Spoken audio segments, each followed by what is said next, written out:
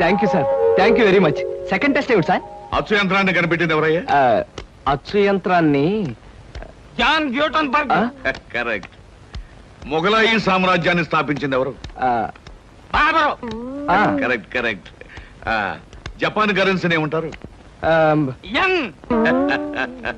Correct. Sir, మీరు అడిగిన ఒక్క ప్రశ్నకి నాకు సమాధానం తెలియదు. మీ ప్యూన్కి అన్నీ తెలుసు. నాకంటే అతనే బెటర్ అనుకుంటాను మీ సేల్స్ మెన్ ఉద్యోగానికి. నేను వేసిన అక్కర్లేని ప్రశ్నలకు జవాబులు తెలుసు కనుకే వీడు జవాన్ పోస్ట్ లో ఉన్నాడు. ఇలాంటి ప్రశ్నలకు జవాబులు తెలియకపోవడమే సేల్స్ మెన్ క్వాలిఫికేషన్. కనుక నువ్వు 2వ టెస్ట్ లో కూడా పాస్ అయ్యావు. ఇక 3వ క్వాలిఫికేషన్ ఏమిటంటే మన సరుకుల గురించి అబద్ధాలు చెప్పటం. ఏది?